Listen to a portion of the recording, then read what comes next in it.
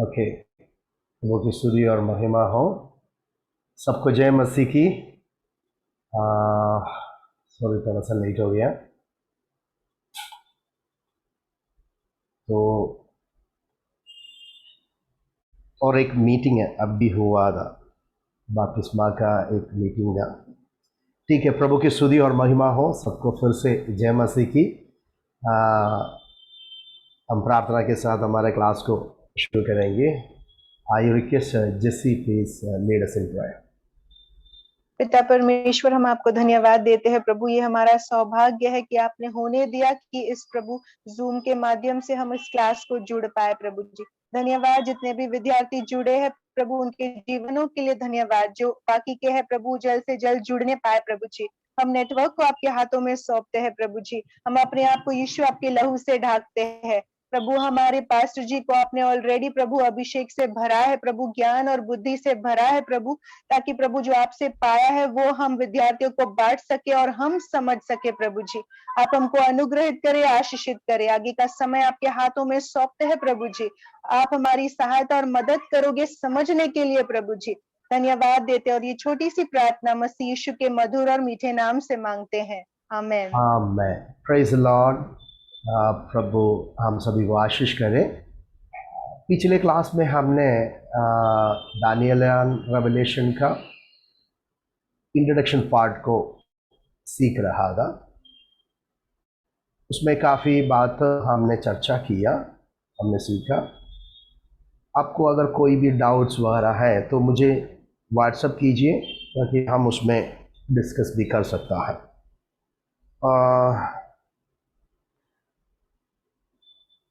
एक सबसे बाइबल का जो हर पुस्तकों में से बहुत ही गहराई से भविष्यकालिक बातों को समझाए हुआ पुस्तकों में से दो है। पुराना नियम का दानियल का पुस्तक और नया नियम का प्रकाशित पुस्तक। जब भी हम इंट्रोडक्शन पार्ट में ये सारे बातों को हमने चर्चा किया था, इसके लिए मैं ज़्यादा इसमें रुकना नहीं चाहता हूँ। हम आगे की ओर बढ़ते जाएंगे। बुक ऑफ दानियल में हम आया था। प्रारंभ में हम दानियल के पुस्तक से ही शुरू करेंगे। हमने ये पढ़ा था दानियल के पुस्तक केतुबीम, जो तनाक डिवीजन में तीसरा डिवीजन जो केतुबीम में हम पाए जाते हैं। यहूदियों के लिए दानियल एक भविष्यवक्ता के ना ही माना नहीं जाता है।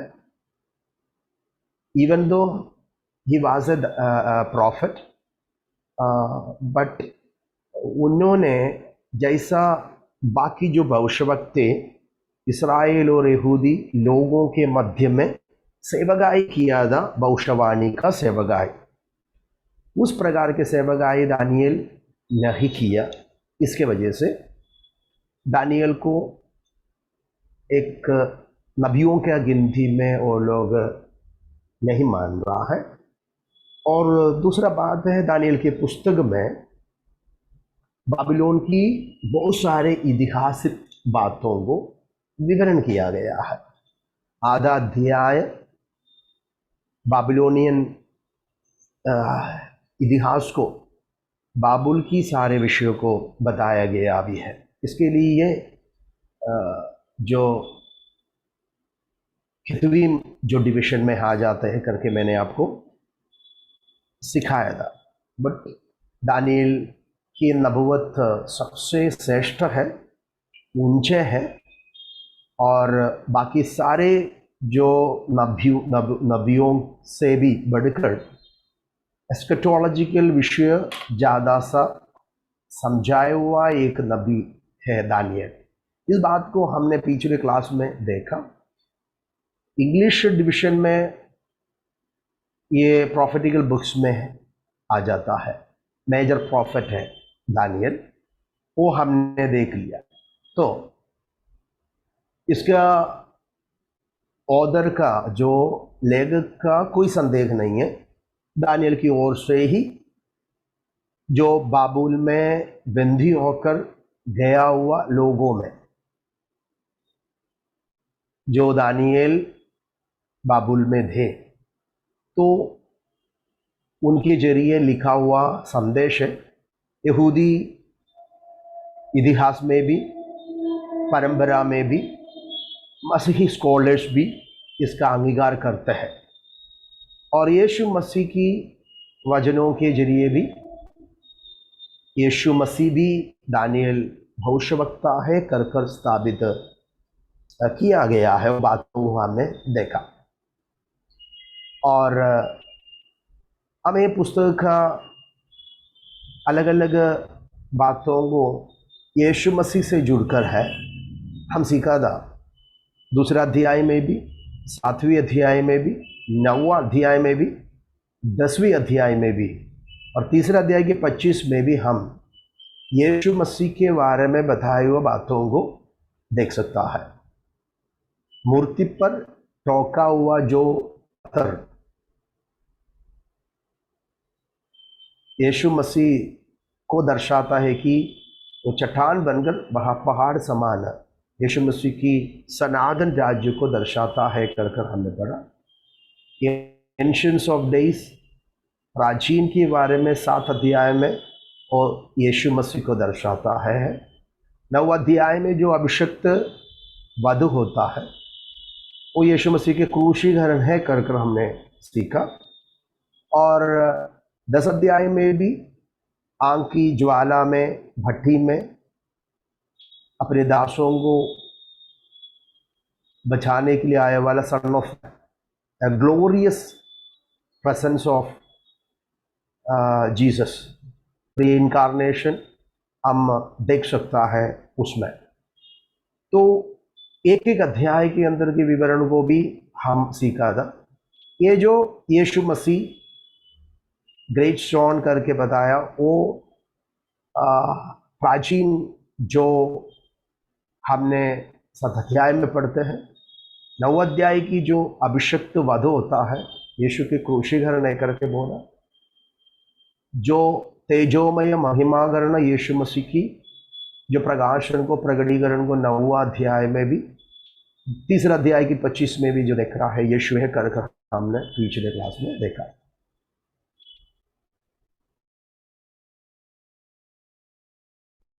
डिविजन लेकर इतिहास बातों को, ऐतिहासिक बातों को समझा रहा है कि बाबिलोनीय साम्राज्य में हुआ हर हिस्टोरिकल बातों को ये प्रारंभ की 6 अध्याय के अंदर विवरण किया है। 7 अध्याय से लेकर आने वाला विषय को, एस्केटोलॉजिकल, प्रॉफेटिकल, अपोकैलिप्टिक विषय को समझाया गया है कर हमने देखा। ये पुस्तक एक विशेषता यही है, ये पुस्तक में 2 भाषा इस्तेमाल किया है। प्रारंभ की अध्याय छोड़कर दूसरा अध्याय की 3 से लेकर 3 तक और उसके बाद 8 अध्याय से लेकर 12 अध्याय इब्रानी भाषा में लिखा है। 2 भाषा की इस्तेमाल हुआ है करके ये मन में रखना है, ध्यान से लिखना है। पहला अध्याय से लेकर दूसरा अध्याय की 3 और 8 अध्याय की से लेकर 12 अध्याय तक इब्रानी भाषा में, हिब्रू लैंग्वेज में लिखा है। सेकंड आरामाइक भाषा है, आरामी भाषा में, सीरियक लैंग्वेज में लिखा है। और दूसरा अध्याय की 4 पद से लेकर 7 अध्याय तक अरामाइक भाषा में बुक ऑफ दानियल का लिखने का भाषा था। तो इसमें एक विशेषता भी है। इसके लिए हम पुराना नियम का 39 पुस्तक हम पढ़ते हैं। ये 39 पुस्तक को 2 भाषा है, इब्रानी भाषा में भी और अरामाइक भाषा में भी। अरामाइक भाषा ये दानियल की पुस्तक में ज़्यादा होने के कारण हम 2 भाषा है कर बता रहा है। और एस्रा का पुस्तक में एक पद अरामाइक भाषा में इस्तेमाल किया है। तो ये एक विवरण हमने पढ़ चुका। परमेश्वर की परमाधिकार, सॉवरेनिटी ऑफ गॉड, चैप्टर 9 में बताया है। ये पुस्तक का कीवर्ड। चैप्टर 9 एक एक कुंजी अध्याय है और परमेश्वर की परमाधिकार एक कुंजी शब्द है ये पुस्तक का। वो बात हमने पिछले क्लास में देखा और एक एक अध्याय की विवरण को, एक एक अध्याय का आउटलाइन हमने पिछले क्लास में देखा था। उसको मैं दोबारा बताना नहीं चाहता हूं।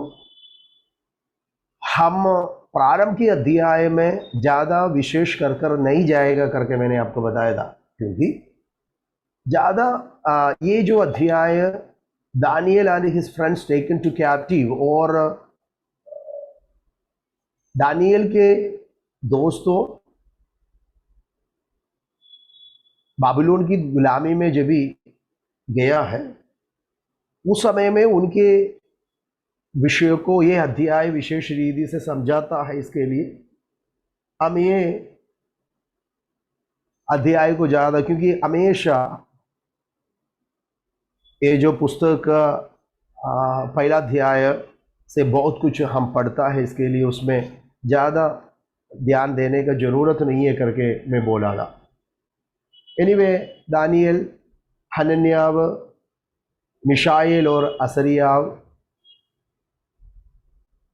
राजमहल में राजा की सेवा में नियुक्त किया जाता है। तभी जवानों को राजमहल में राजा की सेवा में जब सेलेक्ट किया, उनमें जो टेस्ट था तो उसमें परमेश्वर के लिए खड़ा हुआ, अपने आप को अपवित्र न करते हुए पवित्रताई के लिए वचन के अनुसार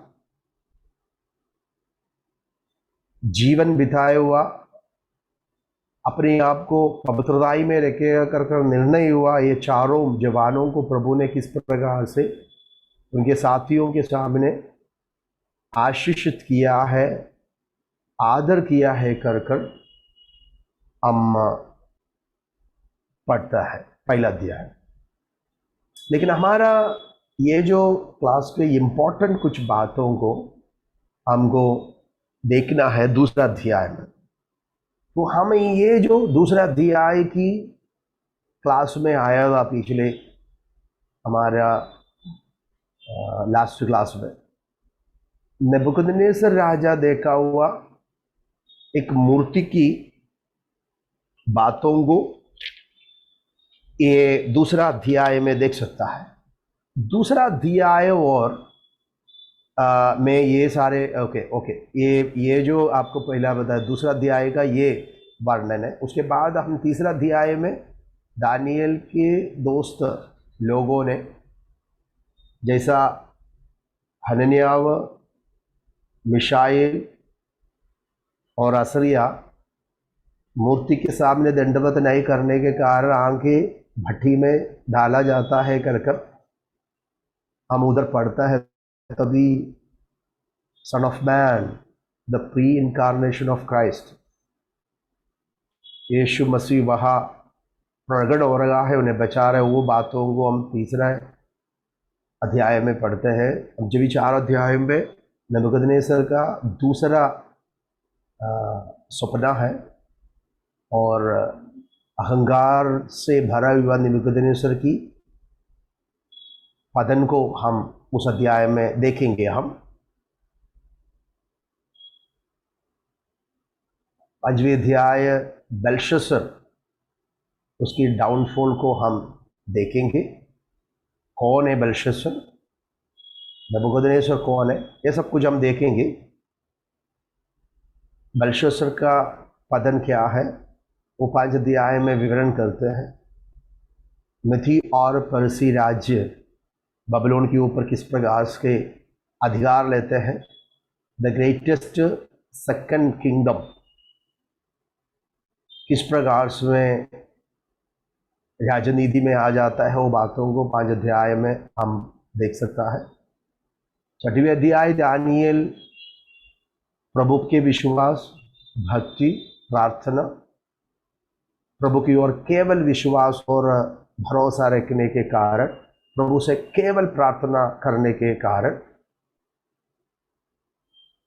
जो सिंहों का गुफा में डाला जाता है, वहां से प्रभु उनको किस प्रकार से रक्षा करता है करके पढ़ता है। 7 अध्याय में दानियल की पहला सपना,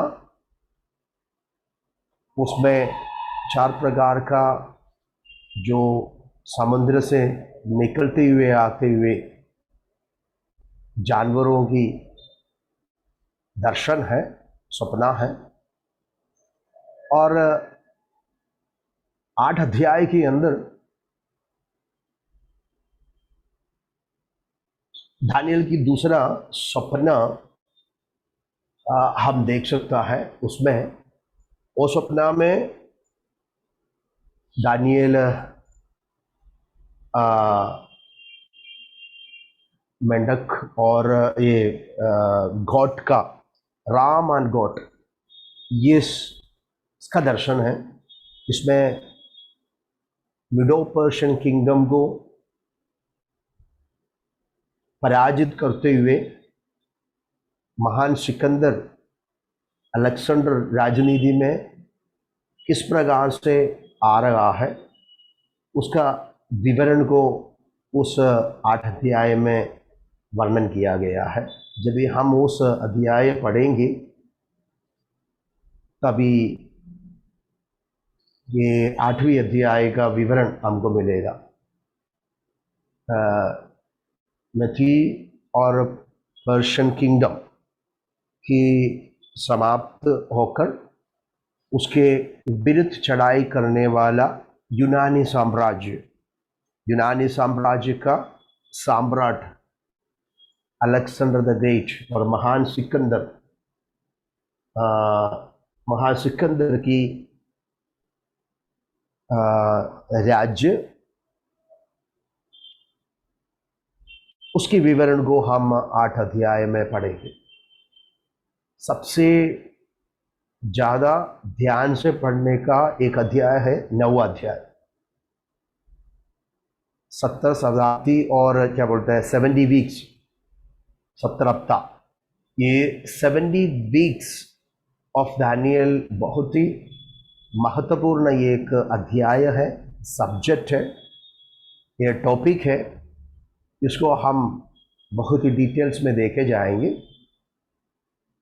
10 से लेकर 12 तक भविष्य काल में होने वाला बहुत सारे संभवों का विवरण दानियल देता है।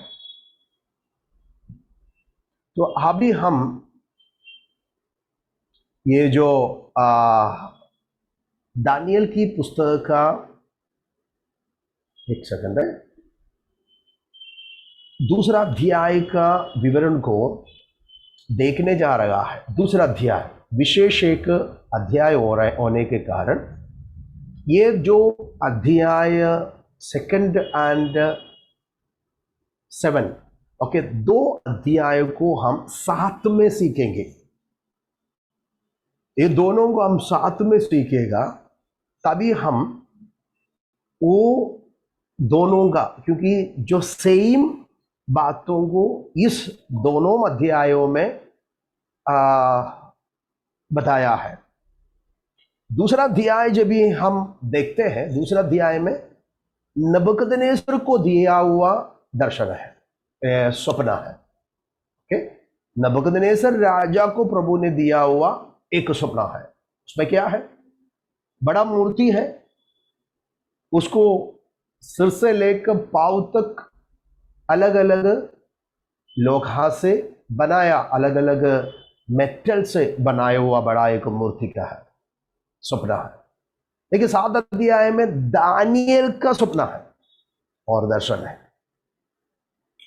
दानियल भी उसमें 4 प्रकार का जो पशुओं को, जानवर को देख रहा है उस अध्याय में। एक कर कर हमको देखना है। दोनों एक ही समान है, लेकिन दर्शन का और स्वप्न का रूप अलग अलग है, लेकिन एक ही बातों को समझा रहा है, सिखा रहा है। तो इसके लिए हमको ये पुस्तक को दोनों को साथ में लेकर हम पढ़ेगा, तभी उसको थोड़ा सा ज़्यादा जानकारी हमको मिल जाएंगे। अभी हम जाएंगे ये जो दानियल का पुस्तक में प्रारंभ का, कोई एक जन दानियल की पुस्तक अध्याय 2 प्रारंभ का वचन जरा पढ़िए।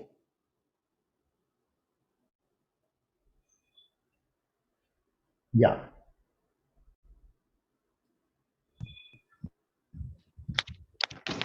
अपने राज्य के दूसरे वर्ष में नबूकदनेस्सर ने ऐसा स्वप्न देखा कि जिससे उसका मन बहुत ही व्याकुल हो गया और उसकी नींद न आई, उसको ओके, नींद न आई। बस इधर पुस्तक में प्रारंभ में ही बता रहा है कि नबूकदनेस्सर राजा, the dream of Nebuchadnezzar, okay, Nebuchadnezzar राजा को मिला हुआ, उसने देखा हुआ स्वप्न को वर्णन कर रहा है। ये कौन है नबूकदनेस्सर? आपको मालूम है नबूकदनेस्सर के पहला 605 तक असुर की प्रबुलता ज्यादा था। नबूकदनेस्सर के पिता नेबूकदनेस्सर,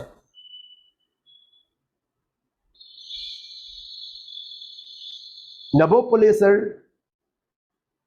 अपनी राजनीति सीरिया अशूर की ओर, उनके बहुत ही युद्ध तंत्र, बहुत ही शक्तिमान बुद्धिमान एक राजा था।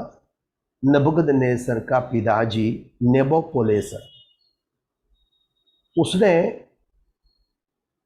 जो बाबिलोन की जगह बहुत ही सुंदरता में बनाया, उसका राज्य और राजनीति, युद्ध और उनकी जीत वगैरह शुरुआत हो रहा है।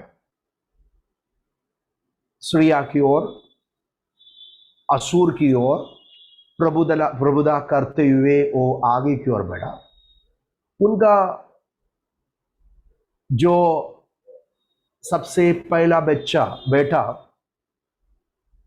दो, उनको उसने नेबूकदनेस्सर करके नाम रखा। तो नेबूकदनेस्सर युद्ध में सेना को लेकर जाते थे, लेकिन नबूकदनेस्सर उनके बेटे को राज्य का अधिकार देते हुए उन्हें राज्य संभालने का उत्तरदायित्व नबूकदनेस्सर दिया। बचपन से लेकर नबूकदनेस्सर को अच्छे ज्ञानियों से सिखाने लगा। हर बात, विद्या, युद्ध, हर बातों को सिखाकर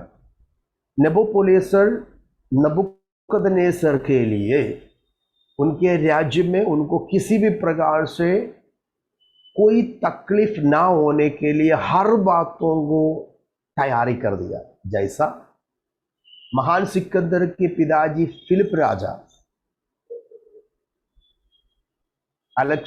जो इजिप्ट अलेक्जेंड्रिया में, उसके पुत्र अलेक्जेंडर के लिए, वो भी हम देखेंगे जिस प्रकार से तैयारी किया था, वैसा ही नेबूकदनेस्सर अपने बेटे के लिए जब भी वो राजनीति करेगा, किसी भी प्रकार की तकलीफ नहीं होना है। तो बचपन से लेकर हर प्रकार की विद्या सिखाकर उसको बढ़ाया। बहुत ही बुद्धिशाली एक राजा था, युद्ध तंत्र इसके अंदर ऐसा स्किल था और हर प्रकार से राज्य की उन्नति के लिए एक विचार नबूकदनेस्सर की अंदर थे। आपको मालूम है नबूकदनेस्सर के पिता 605 में नेबूकदनेस्सर की मृत्यु के बाद नबूकदनेस्सर संपूर्ण राज्य की अधिकारी बनकर उनकी राजनीति आगे बढ़ाना शुरू किया। 605 में उसने अनेक राज्यों को जीतना और जीतकर आगे अपने राज्य को चलाना शुरू किया। वही तो 605 में यरूशलेम को आक्रमण किया, यहूदा को आक्रमण किया, यरूशलेम मंदिर को विनाश किया और यरूशलेम मंदिर की पवित्र वस्तु वो बाबिलोन की ओर लेकर जाता है। वो सारी बात हम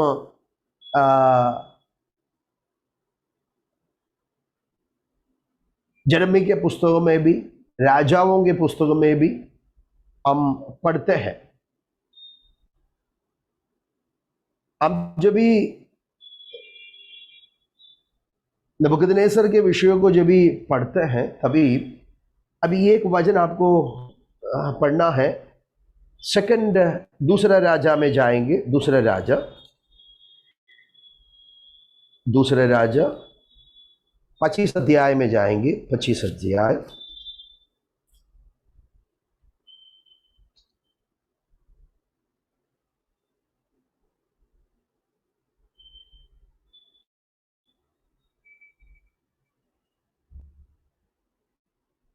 ओके, उसमें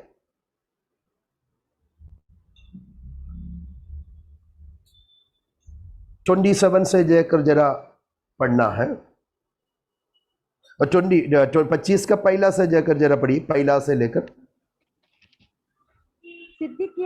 सिदकिय्याह ने बेबीलोन के राजा से बलवा किया। उसके राज्य के 9वें वर्ष के 10वें महीने के 10वें दिन को बेबीलोन के राजा नबूकदनेस्सर ने अपनी पूरी सेना लेकर यरूशलेम पर चढ़ाई की और उसको घेर लिया और उसके चारों ओर पटकोटा बनाए। ओके, जब भी सिदकिय्याह राज्य नीति कर रहा था, आखिरी राजा, यहूदा का सबसे आखिरी राजा था सिदकिय्याह, उनके समय में, उसके बाद बाबिलोनिया गुलामी में चला जाता है। आपको मालूम है सारे यहूदा गुलामी में, बाबिलोनिया गुलामी में चला जाता है। तो क्या हो गया, सिदकिय्याह बाबिलोनिया साम्राज्य से वैरी विरुद्ध करने लगा, मिस्र से दोस्ती किया और नबूकदनेस्सर और बाबिलोन से जब विरुद्ध किया तो नबूकदनेस्सर ने पूरा सैन्य लेकर, स्ट्रॉन्ग आर्मी को लेकर नबूकदनेस्सर यरूशलेम में आकर यरूशलेम को आक्रमण किया।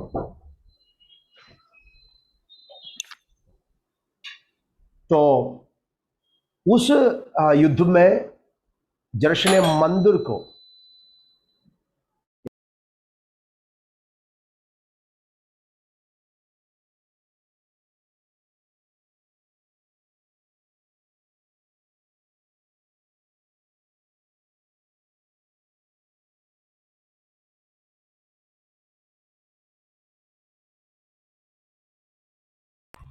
एक्सक्यूज मी, तो उसी युद्ध में नबूकदनेस्सर यरूशलेम मंदिर को संपूर्ण रीति से विनाश किया, जला दिया। इवन फाउंडेशन को भी खोद कर अंदर सोना और चांदी हैक कर समझकर फाउंडेशन को भी खोद कर संपूर्ण विनाश किया, मंदिर को जला डाला, वस्तुओं को। वह सारे सोना चांदी पवित्र वस्तुआ वो सब कुछ लेकर बाबिलोन में गया। राजकीय वंश से जो कुलीन लोगों से जो अच्छे स्ट्रॉन्ग है उन सभी को गुलामी में बंधुआई में लेकर जाते हैं। पहला अध्याय में हम दानियल की पुस्तकों में वही पढ़ता है। दानियल वही बातों को उस समय में दानियल के साथ जो उनके फ्रेंड्स भी ये गुलामी के समय में बाबिलोन में आया है कर कर हम पढ़ता है। अब जरा पहला पद जरा पढ़िए दानियल की पुस्तक।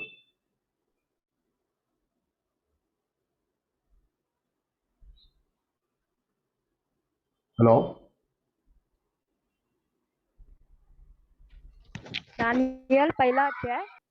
हाँ, पहला अध्याय की पहला। यहूदा के राजा यहोयाकीम के राज्य के तीसरे वर्ष में हाँ, बेबीलोन के राजा नबूकदनेस्सर ने यरूशलेम पर चढ़ाई करके उसको घेर लिया। हाँ, तब परमेश्वर ने यहूदा हाँ, के राजा यहोयाकीम को हाँ, परमेश्वर के भवन के कई पात्रों सहित उसको हाथ में कर दिया हाँ। और उसने उन पात्रों को सीनार देश में अपने देवता के सीनार मंदिर में मतलब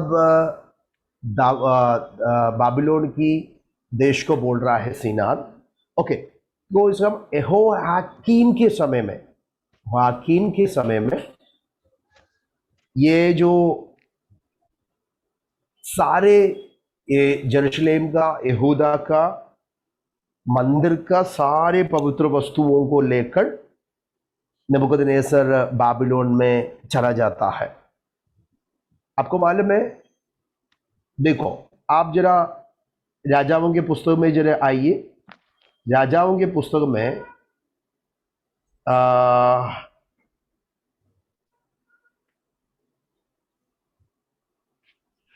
24 का देखो, 24 का 8 जरा पढ़िए। पहला राजा सेकंड, दूसरा राजा 24 का 8 जरा पढ़िए। जब यहोयाकीन राज्य करने लगा तब वह 18 वर्ष का था और 3 महीने तक यरूशलेम में राज्य करता रहा। उसकी माता का नाम ओ देखो 24 का पहला भी पढ़ो। उसके दिनों में बेबीलोन के राजा नबूकदनेस्सर ने चढ़ाई की और यहोयाकीम 3 वर्ष तक उसके अधीन रहा। तब उसने, आपको मालूम है, यहोयाकीम का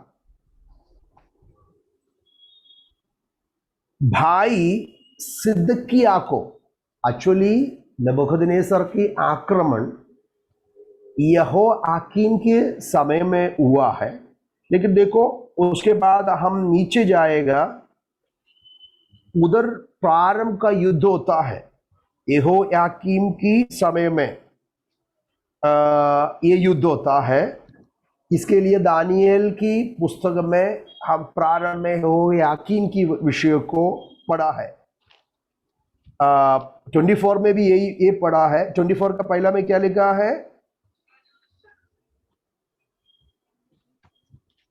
कौन है करके उधर लिखा है 24 का 24 का एक पास्टर। दूसरे उसके दिनों में बेबीलोन के राजा नबूकदनेस्सर ने चढ़ाई की और यहोयाकीम 3 वर्ष तक, वो शब्द दे, यहोयाकीम राज कर रहा था। बराबर है, राज कर रहा था। उस समय में नबूकदनेस्सर आकर उनके ऊपर आक्रमण किया। ये यहोयाकीम की मृत्यु के बाद उसका पुत्र, देखो उसके 7 पद में आ जाइए, 6 और 7। अंत में यहोयाकीम अपने पुरखाओं के संग सो गया और उसका पुत्र यहोयाकीम, दोनों कंफ्यूजन नहीं होना। उनका पुत्र यहोयाकीम राज्य करने लगा।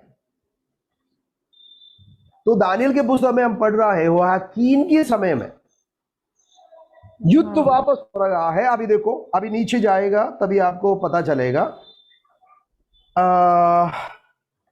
12 पद जरा पढ़िए। तब यहूदा का राजा यहोयाकीन अपनी माता और कर्मचारी हाकिम और खोजों को संग लेकर बेबीलोन के राजा के पास गया और हाँ। बेबीलोन के राजा ने अपने राज्य के 8वें वर्ष में उनको पकड़ लिया। हाँ हाँ, उसके बाद ये पकड़ लिया। उस समय में उन्होंने क्या किया मालूम है? इसके बाद जो सिद्किया है उनको बाबिलोन नबूकदनेस्सर ने दिया हुआ एक नाम था। सिद्किया को यहूदिया के ऊपर राजा बनाकर रखा। आप जरा उसके नीचे जब भी पढ़ते जाएगा आपको उसकी पूरा अंडरस्टैंडिंग हमको मिलेंगे। उसके बाद 18 पद जरा पढ़िए। 18 पद। जब सिद्किय्याह राज्य करने लगा तब वह 21 वर्ष का था और यरूशलेम में 11 वर्ष तक राज्य करते रहा।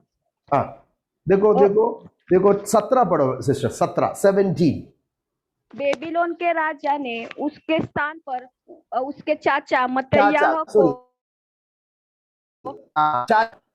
भाई नहीं, चाचा क्या मदद नियुक्त किया। मथनिया था। उनको ये नबूकदनेस्सर का एक स्वभाव है, उसको हमेशा उनका राज्य, धर्म, ईश्वर उसमें ज्यादा प्रीति रहता है। इसके लिए उनका नाम में, उनका किसी का भी नाम में, वो हमेशा उनका देवता का नाम को नहीं तो उसका बाबिलोनियन नाम को देने का एक इच्छा रहता है। इसके लिए देखो दानिएल को भी, सारे उनके फ्रेंड्स को भी बाबिलोनियन नाम, शद्रक मेशक अबेदनगो का नाम नबूकदनेस्सर ने दिया है। दानिएल को बेल्शस्सर का नाम नबूकदनेस्सर ने दिया है। अब देखो ये जो मनुष्य को भी, मर्तन्या को भी ये नबूकदनेस्सर ने एक नाम दे दिया। उसका नाम था सिद्किया। सिद्किया नाम देकर उसको ये उनके ऊपर अधिकार करने का एक स्थान दे दिया, अंडर द कंट्रोल ऑफ नबूकदनेस्सर। सबके ऊपर राजा, प्रभु, हकीम नबूकदनेस्सर है। उसके अंडर इनको यहूदा के ऊपर राज्य करने का अधिकार देकर उन्हें उधर रखा। लेकिन सिद्किय्याह भी थोड़ा बढ़ने लगा तो उसने भी नबूकदनेस्सर के समय में क्या किया? नबूकदनेस्सर के साथ चढ़ाई की, विरोध किया। इसके लिए पूर्ण से उनको भी वहां से निकालकर हर वस्तुओं को, गुलामों को लेकर नबूकदनेस्सर जाते हुए बात होगी। इसके लिए मैं बोला Zedekiah was the last and final king of JUDA.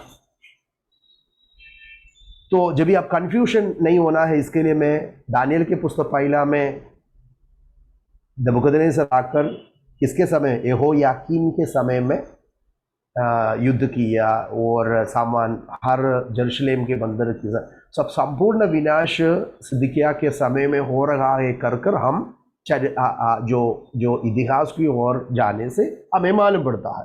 तभी नबूकदनेस्सर ने यरूशलेम को आक्रमण कर सारे यहूदा की वस्तुओं को कंप्लीट में बोल दिया, यरूशलेम को विनाशी कर दिया। संपूर्ण विनाश कर सारे पात्रों को, विशेष वस्तुओं को और पवित्र वस्तुओं को, इवन 7 दिबट भी लेके गया। और पवित्र पात्र, आपको मालूम में बेल्शस्सर वो पात्र को अपवित्र किए। इसके लिए उस परमेश्वर के प्रकोप खोब उनके ऊपर आया है कर हम पढ़ता है 5वें अध्याय आने से। ये लेकर गया और साथ ही साथ अच्छे लोगों को भी वो लेकर जाता है। अभी देखो दानिएल की पुस्तक पहला अध्याय की दूसरा और तीसरा पद से जरा पढ़िए। कौन सा? तीसरा पद। कौन सा पास्टर? दानियल की पुस्तक पहला अध्याय के तीसरा।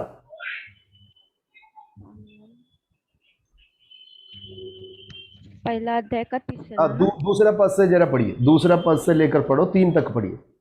तब परमेश्वर ने यहूदा के राजा यहोयाकीम को परमेश्वर के भवन के कई पात्रों सहित उसको हाथ में कर दिया, और उसने उन पात्रों को शिनार देश में अपने देवता के मंदिर में ले जाकर अपने देवता के भंडार में रख दिया। तब उस राजा ने अपने खोजे के प्रधान अश्पनज को आज्ञा दी कि इजरायली राजपुत्रों और प्रतिष्ठित पुरुषों में से ऐसे कई जवानों को ला।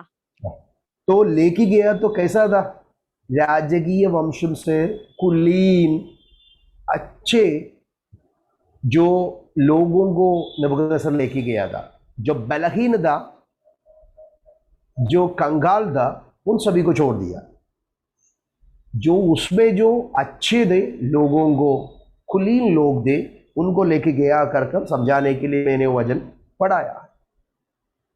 तो ये नबूकदनेस्सर का राज्य बहुत ही प्रबल हो गया, तो सबके ऊपर और राजा बनकर, अधिकार बनकर समस्त संसार के ऊपर वो उनके राज्य को स्थापित किया। असुर को पराजित किया, सूरिया, इजिप्ट, यहूदा, सारे राज्य के ऊपर प्रबलता होकर नेबूकदनेस्सर का पुत्र नबूकदनेस्सर राज्य में आया। उसका राज्य अनेक शूरवीर राज्यों को पराजित किया। असीरिया उस समय के सबसे बड़ा राज्य, निनवे को पूर्ण रीति से नबूकदनेस्सर पराजित किया। वहां में से बहुत ही ऐसा लूट लिया जैसा यरूशलेम मंदिर से सारे सोने चांदी विशेष वस्तुआ सब। युद्ध में यही होता है, शत्रु को पराजित केवल नहीं, उनको लूटता भी है। बड़ा संपन्न प्रबल एक व्यक्ति बन गया नबूकदनेस्सर। वो नबूकदनेस्सर की दूसरा वर्ष में, हम दूसरा अध्याय में जा रहा है,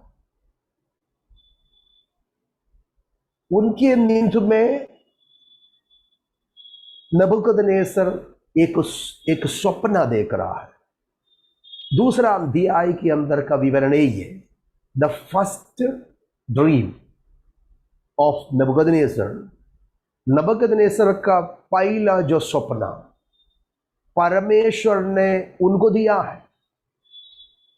ये स्वप्न देने के पीछे का उद्देश्य भी हमको समझा रहा है। आज हमारे लिए ये जो स्वप्न, उसका अर्थ बड़ा गंभीर है, समझना भी है।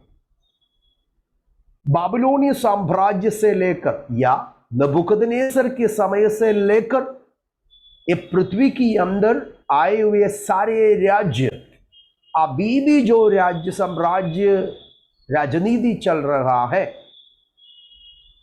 उसको प्रभु विवरण करते हुए आ रहा है। लेकिन सभी के ऊपर, सारे राज्य, राजनीति, राजाओं के ऊपर एक परमेश्वर परमाधिकारी है कर भी समझा रहा है। ये सपना के अंदर से कितना भी बड़ा प्रबल राज्य, स्ट्रॉन्ग और शक्तिमान राज्य ये पृथ्वी के अंदर राज्य किया है कर ये स्वप्न हमें सिखा रहा है।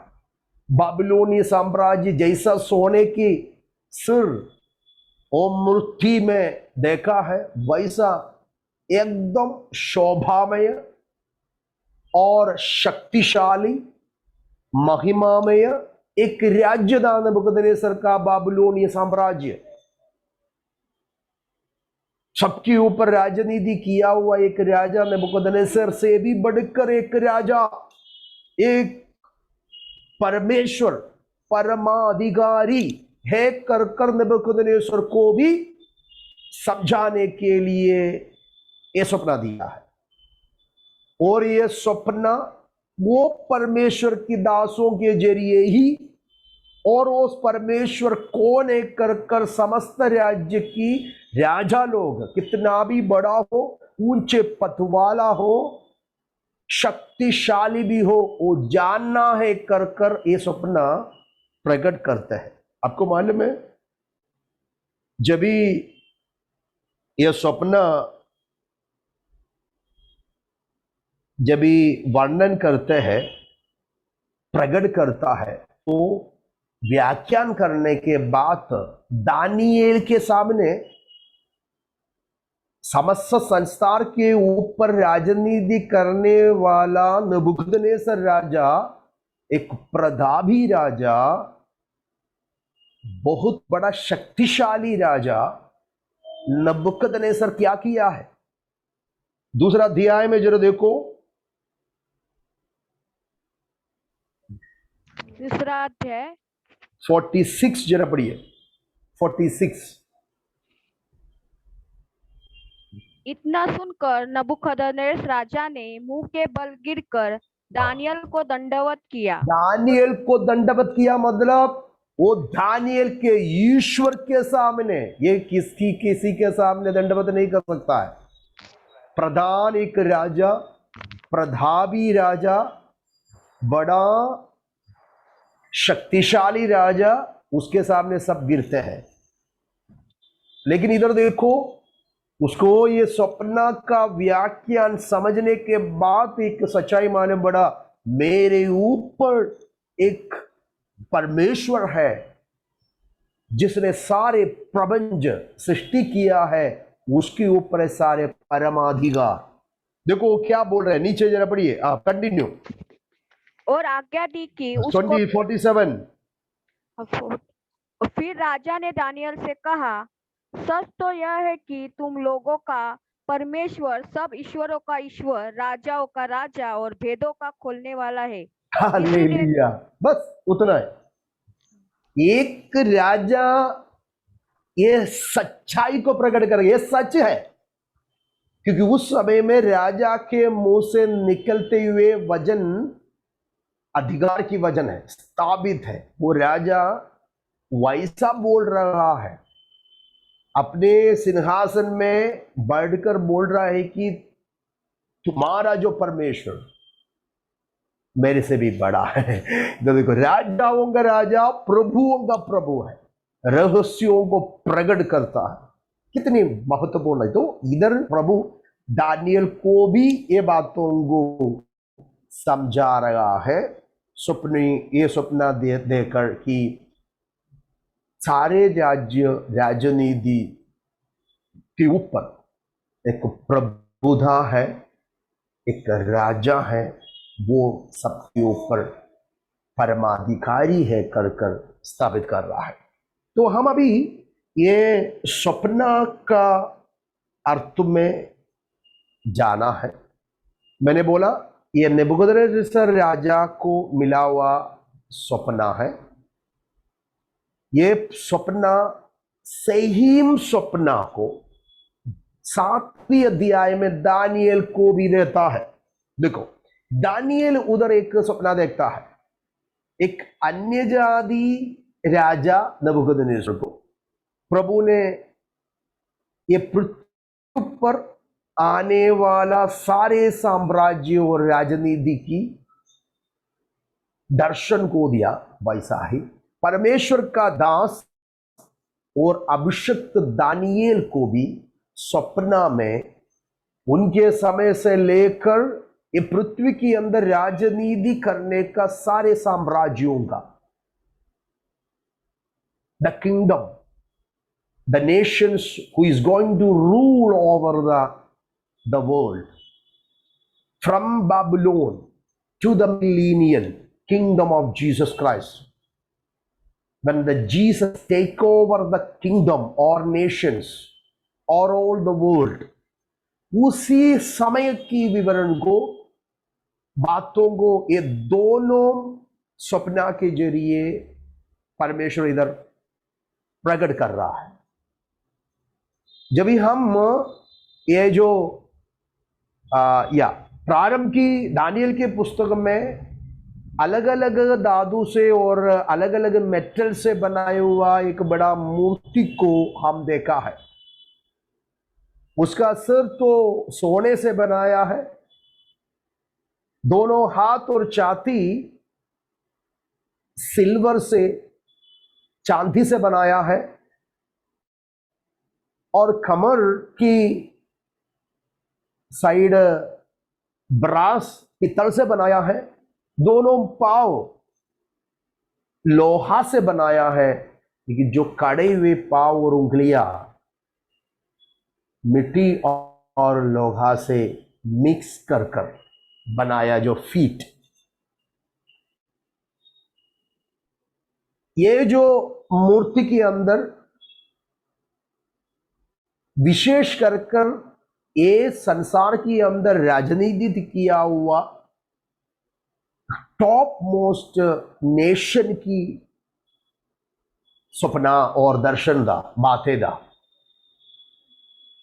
जो मूर्ति के सिर जो सोना से बनाए वो बाबुलोनी साम्राज्य को दर्शाता है, हाथ और छाती मिडो पर्शियन किंगडम को दर्शाता है, कमर की जो पीतल से बनाया हुआ यूनानी साम्राज्य को दर्शाता है, दोनों पैर जो पांव लोहा से बनाए हुआ रोमन साम्राज्य को दर्शाता है, और जो अभी जो फीट जो आधा लोगा आधा मिट्टी से बनाया हुआ मॉडर्न नेशन आजकल की राजनीति को दर्शाता है, एक दूसरे से नहीं जुड़ता।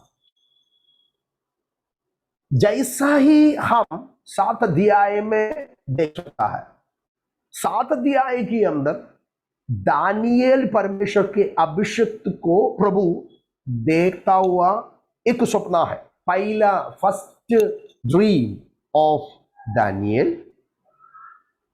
वहां दानियल 4 प्रकार का पशुओं को, जानवरों को देख रहा है। उसने देखते देखते समुद्र से विशेष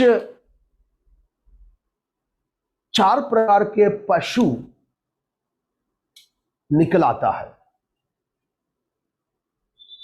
पहला उसने देखा ऐसा एक पशु और जानवर निकल आ रहा है, जंतु आ रहा है, वो सिंह के समान था, लुक लाइक ए लायन।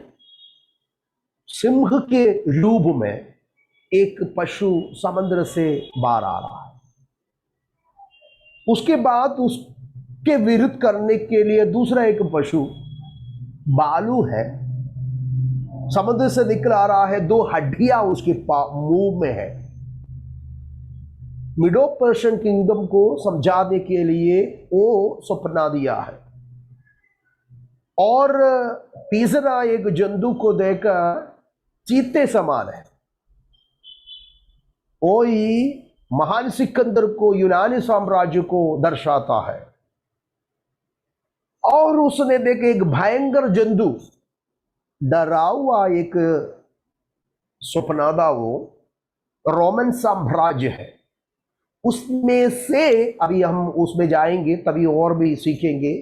उसमें से निकलते हुए आने वाला एक छोटा सिंह में विरोधी मसीह एंटी क्राइस्ट का भी दर्शन सपना में दानियल उस 7 अध्याय में देखते हैं। बहुत ही गंभीरता से हम इस दोनों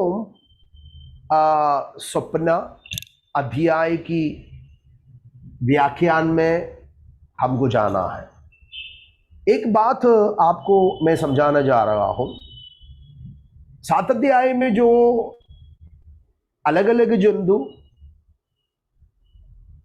जो beast coming from sea water, पानी से, समुद्र से निकलते हुए पशुओं को देखता है। अभी देखो 7 अध्याय में जरा आइए, पहला पद से लेकर जरा पढ़ना है। बेबीलोन के राजा बेतशस्सर के पहले वर्ष में दानियल ने पलंग पर स्वप्न और दर्शन देखे। तब उसने वह स्वप्न लिखा और बातों का सारांश भी वर्णन किया। तीसरा पद पढ़ो, तीसरा पद। तब समुद्र में से, तब समुद्र में से 4 बड़े बड़े जंतु, ये जो इधर बताए वाला समुद्र है, असलियत में समुद्र से जो निकलते हुए पशु, अनेक बार बाइबल का हर बात एलिगोरिकली, रूपकात्मक रीति में हमें समझा रहा है। ये दोनों जो स्वप्न हम देखते हैं, नबूकदनेस्सर भी देखा, दानियल भी देखा, ये दोनों कैसा व्याख्यान करना है? Allegorically you have to interpret it, it's not a literal interpretation. एक इसका हम रूपकात्मक रीति में सीखना है, व्याख्यान करना है। इधर जो देखा हुआ पशु रूपकात्मक रीति में ये पृथ्वी पर जो आने वाला, दानियल के समय से लेकर आने वाला साम्राज्य राजनीति को दर्शाता है।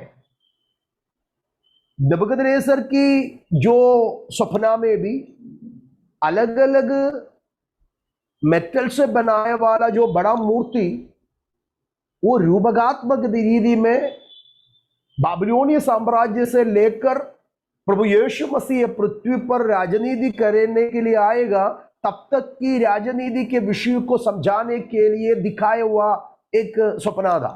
इसको हम रूपकात्मक रीति में व्याख्यान करने से ही वो समझ पाएगा। The kingdoms, the political power who ruled over the world, or this is on this earth, is explained through the allegorically, or it's explained through this dream. So we have to interpret these two dreams allegorically. Then only we can understand the real meaning about this dream or this vision. तो इधर देखो, ये जो 3-4 पशु और जंतु समुद्र से निकलते हैं, हमेशा ये समुद्र है किसको दर्शाते हैं कर थोड़ा सा समझने के बाद हम इसके इंटरप्रिटेशन में जाएंगे। अब आइए जरा प्रकाशित पुस्तक में भी सेम रीति से यूहन्ना भी समझाता है। उसको थोड़ा सा देखने जा रहा हूं। जिन्हें देखिए 13 अध्याय की प्रारंभ प्रकाशित पुस्तक, हमारे सब्जेक्ट दानियल एंड रेवलेशन है, इसके लिए प्रारंभ में भी ये थोड़ा सा बातों को जान में मन में रख कर हम इसके इंटरप्रिटेशन में जाएंगे। देखो 13 अध्याय की पहला जरा पढ़िए। तब मैंने एक पशु को समुद्र में से निकलते हुए तो देखा। इधर एक पशु भी समुद्र से निकलता है। इधर दिखा हुआ ना, ये पशु विरोधी मसीह है, एंटी क्राइस्ट के बारे में बताया है। ये भी समुद्र से ही आ रहा है। अभी सिस्टर 17 अध्याय में जाएंगे। 17 अध्याय में पहला और दूसरा पद जरा देखिए। पहला और दूसरा, जिन 7 स्वर्गदूतों के पास वे 7 कटोरे थे, उनमें से एक ने आकर मुझसे यह कहा, इधर आ, मैं तुझे उस बड़ी वेश्या का सा दंड दिखाऊं जो बहुत से पानी पर बैठी है। इधर एक वेश्या बैठी है बहुत सारे पानी और जल के ऊपर। समुद्र, जल क्या है कर हमको समझाने के लिए बाइबल ही हमें उसका व्याख्यान देते हैं। ये समुद्र क्या है? मैंने बोला रूपकात्मक रीति से ये सारे बातों को हमें समझाया गया है। तो इधर देखो, एक महावेश्या जल के ऊपर, पानी के ऊपर बैठी है। ये क्या है कर उसी अध्याय में हम जाएंगे। उसका 15 पद जरा पढ़िए। 15 पद। फिर उसने मुझसे कहा, जो पानी तुमने देखे जिन पर वेश्या बैठी है, वे तो लोग और भीड़ और जातियां और भाषाएं हैं। वो पानी क्या है? वो जल क्या है? ये समुद्र क्या बता रहा है? ये साफ साफ यूहन्ना इंटरप्रिटेशन करके हमें दे रहा है। जो पानी क्या है, क्या क्या है सिस्टर? पानी वे तो और लोग और लोग, और भी लोग है, भीड़, भीड़ है, जातियां है जातियां है। और भाषाएं है। देखो, जो पानी किसको दर्शाता है? बड़ा वंश को, लोगों को, भीड़ को, जातियों को, भाषाओं को दर्शाता है। वह पृथ्वी के लोगों को, भीड़ों को, द नेशन, जाति जाति के लोगों को दर्शाता है। इसका मतलब यह नहीं है कि पानी से निकल रहा है। पानी किसको? ये पृथ्वी के लोगों के बीच में से एक जानवर। हर पॉलिटिकल पावर, हर किंगडम, राजनीति, ये पृथ्वी पर लोगों के मध्य में से आता है। बाबिलोनिय साम्राज्य से एक राजा निकल के आया, नेबूकदनेस्सर था। मेदी पर्सी राज्य से दो राजा लोग निकल आ गया। जो हाथ नेबूकदनेस्सर ने देखा था चांदी से बनाया हुआ, और भालू दानियल की दर्शन में देखा, उसके मुंह पर दो हड्डियां पकड़ते हुए आ रहा है। दो नेशन को दर्शाता है। ये जानवर, वो जानवर की शक्ति, प्रबल, शूर दर्शाने के लिए वो जानवर की रीति में, रूपकात्मक रीति में समझाया है। जो लोहा, उधर हमने एक एक मेटल को पढ़ा, सोना, चांदी, उसकी जो शक्ति को, प्रताप को समझाने के लिए इस तरीका से उसको रूपकात्मक रीति से समझाया है। मती और फारसी जो राज्य से, डारियस और कुसूर, साइरस, डारियस, दो राजा मिलकर मिडिल पर्शियन किंगडम का स्थापन होता है। चीते देखो, तेज में विदिन 10-12 साल के अंदर सारे समस्त संसार के अंदर राजनीति किया था महान सिकंदर, अलेक्जेंडर द ग्रेट। चीते समान तेज था उनकी राजनीति, ए फास्ट रैपिड ग्रोथ था। इसके लिए चीता,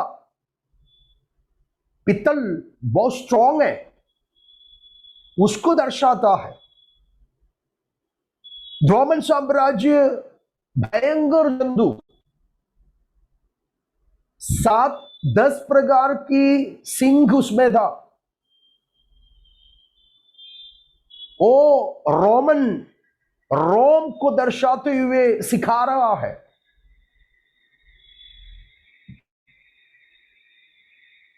ओके, अभी हम जब भी पढ़ा हुआ बातों को जब भी आते हैं, देखिए रोमी जो 13 अध्याय में, 13 अध्याय रेवलेशन में पहला पद में क्या लिखा है? विरोधी मसीह भी के विषय को समझाने के समय में उधर एक बात लिखा है। जरा पढ़िए सिस्टर। 13 का 1 से पहला। तब मैंने एक पशु को समुद्र में से निकलते हुए देखा, जिसके 10 सींग और 7 सिर थे। ओके, इसमें ये विरोधी मसीह के बारे में 13 अध्याय प्रकाशित पुस्तक समझा रहा है। दानियल की भविष्यवाणी में भयंकर और डरावा एक जंतु को बताता है। ये रोमन साम्राज्य है। तो हम रोमन साम्राज्य की अवस्था, ये सारी बातों को मैं आपको सिखा रहे थे, जो थोड़ा एक्सप्लेनेशन करने जा रहा है कि हम उसको इंटरप्रिटेशन में जाए कि समझ पाए। मैं बोलने का एक बात यही है, दानियल का भी, नबूकदनेस्सर का भी, दोनों का जो स्वप्न एक समान है। ये पृथ्वी के ऊपर राजनीति करने के लिए आने वाला, जो दानियल के समय में और नबूकदनेस्सर के समय से लेकर पृथ्वी पर राजनीति किया हुआ साम्राज्यों का दर्शन को प्रगटीकरण को परमेश्वर ने इस स्वप्न के लिए बताया गया है। दानियल की दूसरा अध्याय में नेबूकदनेस्सर का स्वप्न की मूर्ति के सिर बाबुलोनिय साम्राज्य को दर्शाता है कर कर जानना है। 7 अध्याय में उसका 3रा पद से लेकर हमने ऐसा पढ़ा है, तब समुद्र में से एक बड़ा जंतु निकल आते हुए देखा। वो पहला जंतु सिंह के समान था। देखो, एक राज्य की सिंह जंगल के राजा है, शक्तिशाली एक जानवर है, किसी से ना डरते हुए रहने वाला एक जानवर है। इसके लिए बाबुलोनिय साम्राज्य को सोना से भी सिंह से भी तुलना करते हुए इधर रूपकात्मक रीति में समझाया है। मैंने बोला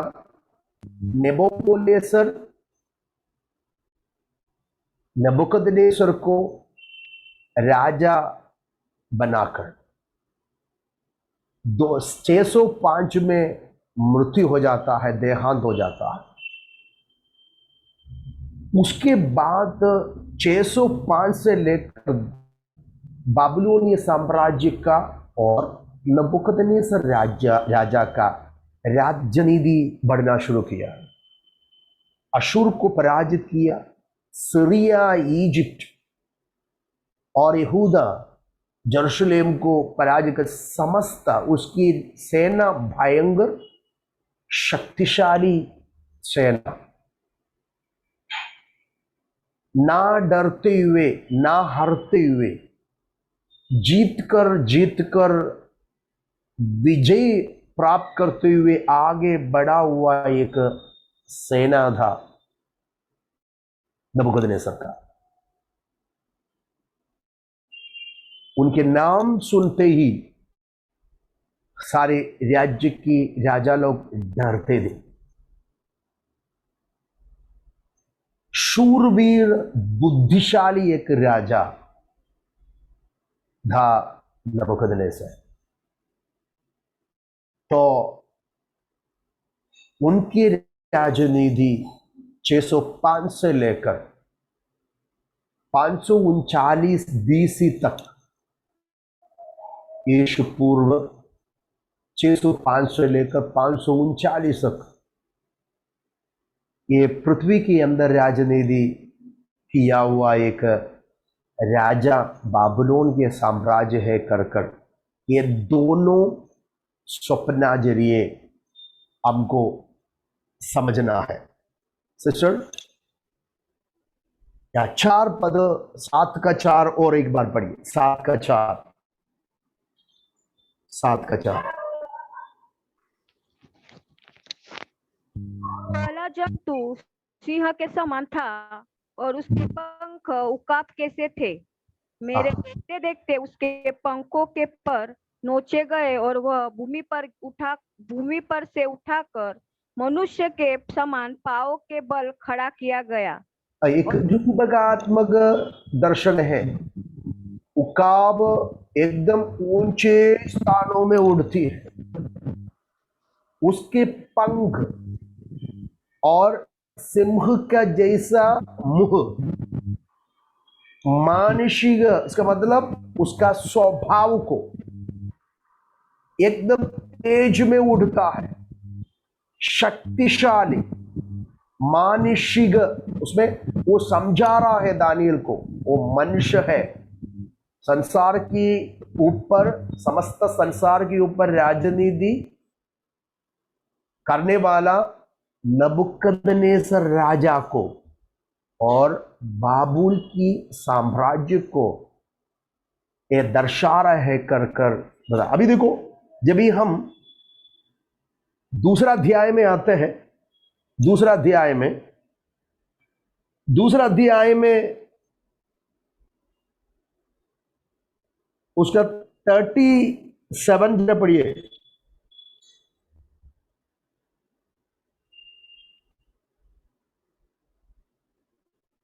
दूसरा अध्याय की 37। कोई भी एक जन जल्दी।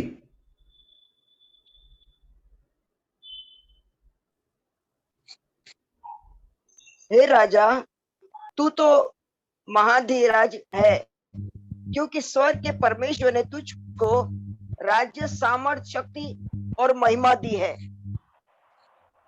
हाँ पढ़ो 38। और जहाँ कहीं मनुष्य पाए जाते हैं, वहां उसने उन सबों को और मैदान के जीव जंतुओं और आकाश के पक्षी को भी तेरे वश में कर दिया है, और तुझको उन सब का अधिकारी ठहराया है। यह सोने का सिर तू ही है। हालेलुया। दानियल के पुस्तक में बताया वाला जानवर समान तेज धरती के सारे पशुओं के ऊपर राजा जो सिंह रहते हैं, पक्षियों से सबसे ऊंचे उन्नति में उठने वाला जो पक्षी उकाब है, वैसा इधर सोना से बनाया हुआ ये मूर्ति का सिर परमेश्वर ने नेबुकदनेस्सर को सबके ऊपर सारे मेटल से सबसे मूल्यवान सोने हैं, वो बातों को इधर समझाते हुए दोनों इंटरप्रिटेशन में इस पारी को समझाते हुए दोनों का व्याख्यान हम पढ़ने से दानियल दूसरा अध्याय में नेबुकदनेस्सर का स्वप्न व्याख्यान कौन किया है? दानियल ने किया है।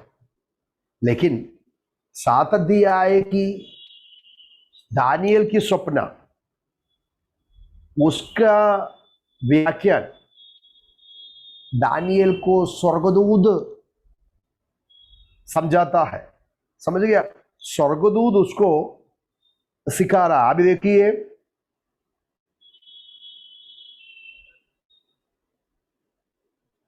या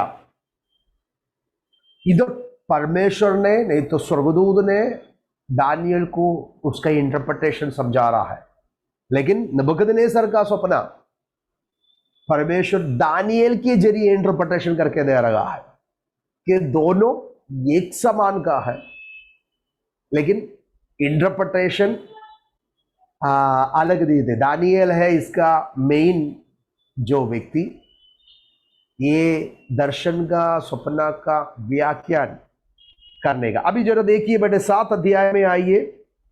7 अध्याय में दूसरा पद जरा देखिए, पहला और दूसरा तीसरा वचन। बेबीलोन के राजा बेलशस्सर के पहले वर्ष में दानियल ने पलंग पर स्वप्न और दर्शन देखे, तब उसने वह स्वप्न लिखा और बातों का सारांश भी वर्णन किया। दानियल ने यह कहा, मैंने रात को यह स्वप्न देखा कि महासागर चारों ओर आंधी चलने लगी। तब समुद्र में 4 बड़े बड़े जंतु जो एक दूसरे से भिन्न थे निकल आए।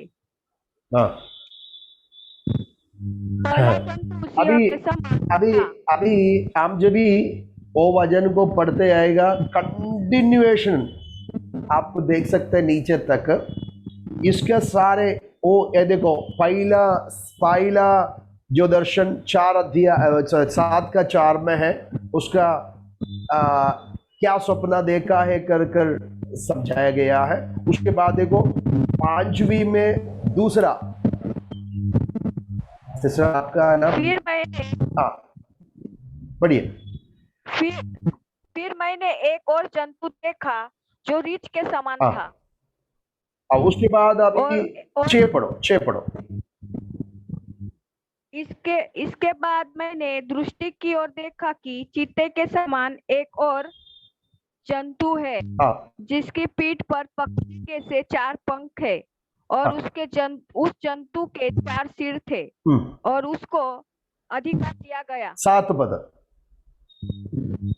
फिर इसके बाद मैंने स्वप्न में दृष्टि की ओर देखा कि एक चौथा जंतु है जो भयंकर और डरावना और बहुत सामर्थी है, और उसके बड़े बड़े लोहे के दांत है, वह सब कुछ खा डालता है और देखो चूर चूर करता है। देखो ये सारे ये सपने एक एक एक एक करके देखता है। दानियल एकदम परेशान हो गया, ये क्या है। व्याख्यान ऑलरेडी दूसरा अध्याय में नबूकदनेस्सर का दर्शन में उसने किया था, लेकिन इसमें ये सपना देख लिया तो एकदम परेशान हो गया। इसके परेशान समझ नहीं पा रहा है क्या है, अलग एक सपना है, ये दूसरा अध्याय से अलग है।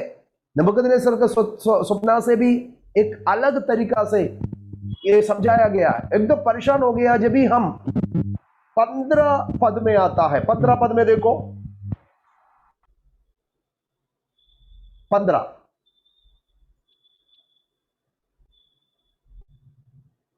जल्दी से कोई भी एक जन पढ़ो, समय नहीं। 7 का 15 ना। हाँ। और मुझ दानियल का मन विकल हो गया और जो कुछ मैंने देखा था उसके कारण मैं घबरा गया। नीचे तब जो लोग पास खड़े थे उनमें से एक के पास जाकर मैंने उन सारी बातों का भेद पूछा। उसने यह कहकर मुझे उन बातों का अर्थ बताया।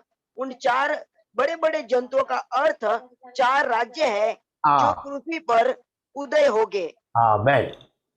देखो इधर स्वर्गदूत में से एक व्यक्ति दानियल को इसका इंटरप्रिटेशन कर रहा है, लेकिन पहला नबूकदनेस्सर का सपना में किसी को भी उसका उत्तर व्याख्यान नहीं कर पा रहा था।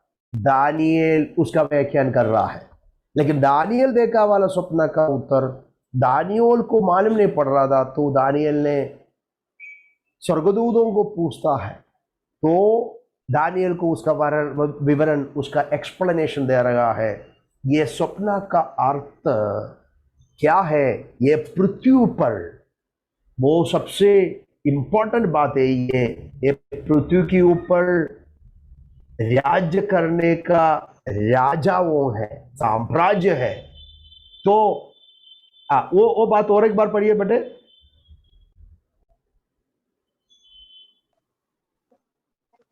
वो वचन और एक बार पढ़िए। उन 4 बड़े बड़े जंतुओं का अर्थ 4 राज्य है पृथ्वी पर उदय होंगे। परंतु परम प्रधान जो के पवित्र लोग राज्य को पाएंगे और युगान युग उनके अधिकारी बने रहेंगे। उधर एक प्राचीन है 17 अध्याय में रहता है, वो हमारे मिलेनियल किंगडम का यीशु मसीह का प्राचीन जब कहते हैं, और वो राज्य करेगा कर कर दर्शन है। तो ये आपको हमें बाइबल के अंदर से ही उसका व्याख्यान भी दिया जाता है। दूसरा अध्याय की अंदर में भी, 7 अध्याय के अंदर में भी दोनों सपना का व्याख्यान एकदम साफ साफ उधर बताया गया है। ये पृथ्वी के ऊपर राज्य करेगा, भिन्न भिन्न उदय होने वाला राज्य, 4 राज्य है कर कर बताया गया है।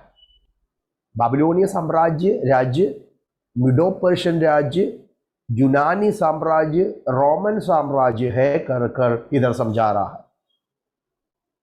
बाबिलोनिय साम्राज्य 605 से लेकर पर उदय हो गया, समाप्ति 539 में पूरा हो गया। दूसरा जो जानवर मूर्ति में जो देखा हुआ पित्तल का जो हाथ और 2 हाथ और छाती थे, वो 2 राज्य को रिप्रेजेंट करता है। 2 राज्य है। दानियल को परमेश्वर ये समझा रहा है, नबूकदनेस्सर को भी ये सिखा रहा है, बाबिलोनिय साम्राज्य कोई भी राज्य स्थिर नहीं है, हमेशा के लिए नहीं है, सनातन नहीं है। हर राज्य का समाप्त होता है। एक ही एक राज्य सनातन होगा, वो यीशु मसीह का राज्य है। नबूकदनेस्सर तेरा राज्य समाप्त होगा, तेरा किंगडम एक दिन मिट जाएगा, तेरा राजनीति खत्म होगा। कितना भी बड़ा हो, शक्तिशाली हो, प्रतापी हो, उनको एक समय रखा गया है उस समय में काल में उनका राजनीति हर बात समाप्त होता है। इधर ऐसा कोई भी पॉलिटिकल पावर नहीं, किंगडम्स नहीं हमेशा के लिए। ये सारे लोग साधारण लोग नहीं था प्रियो। नबूकदनेस्सर एक महान व्यक्ति थे। साइरस कुसूर एक बहुत ही बड़ा एक व्यक्ति थे। अलेक्जेंडर महान सिकंदर बहुत ही शूरवीर थे। पॉम्बी द ग्रेट बहुत ही महान थे, लेकिन सबका राजनीति मिट गया, समाप्त हो गए। दानियल बोल रहा है, राजा आपके बाद एक राज्य ये पृथ्वी पर स्थापित होने जा रहा है। दानियल को बोल रहा है, ये सिंह जो देखा है उसके बाद और एक पशु समुद्र से निकलते हुए देखा। वो जो पशु का मुंह में देखो, आप जरा देखिए उसका 5वीं पद, 7 का 5।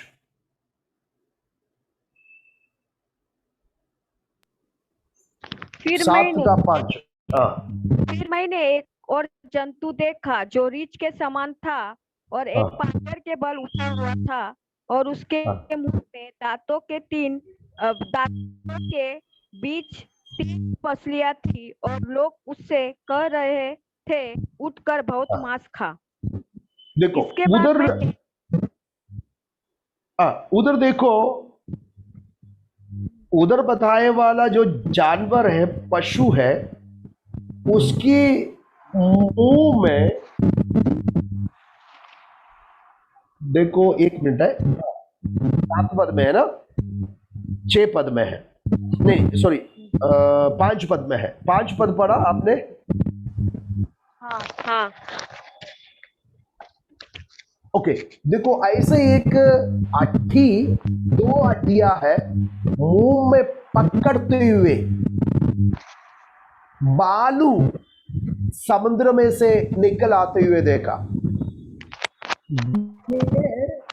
2 नेशन को, 2 राज्य को दर्शाता है। भालू समान भयंकर एक जंतु, शक्तिशाली एक जंतु और बुद्धिशाली जंतु। उसकी विशेषता डरता नहीं है। उस जंतु के मुंह पर रिप्स है 2, वो काटते हुए निकल रहा है। वो दोनों 2 राज्यों को, जैसा मूर्ति का दोनों हाथ देखा, चांदी से बनाए वाला 2 हाथ, ये दोनों हाथ 2 नेशन को, 2 राज्य को दर्शा रहा है। जब भी हम दूसरा अध्याय में जाएंगे, दूसरा अध्याय में दानियल उसके विवरण करने के समय में 39 जरा पढ़िए, 39।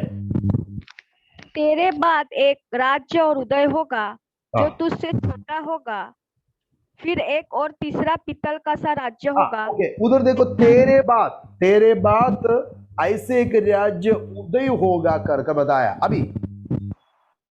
Okay, excuse me, next class में हम जाएंगे। मेरे दूसरा क्लास का टाइम हो गया, सॉरी। तो नेक्स्ट क्लास में हम देखेंगे, मेरा दूसरा क्लास अभी चालू होएंगे, सॉरी। नेक्स्ट क्लास में हम आएंगे थोड़ा सा जल्दी। प्रभु आप सभी को आशीष करे। हम प्रार्थना करेंगे। स्वर्गीय पिताजी, ये अच्छा समय के लिए धन्यवाद। हम सभी को आपके हाथों में देते हैं। वचन की जानकारी, सच्चाई को समझने के लिए हम सभी को सहायता करें। ये दानियल की पुस्तक हमारे आत्मिक बढ़ोतरी का कारण होने के लिए प्रभु जी आप मदद करना है। सारा आदर आपको देते हैं, महिमा आपको देते हैं। प्रार्थना आपने सुन ली, इसके धन्यवाद यीशु के नाम में, आमेन। Praise the lord. प्रभु आप सभी को आशीष करे। God bless you. कोई भी डाउट्स है मेरे को टेक्स्ट कीजिए, व्हाट्सएप कीजिए। Okay pastor, thank you pastor.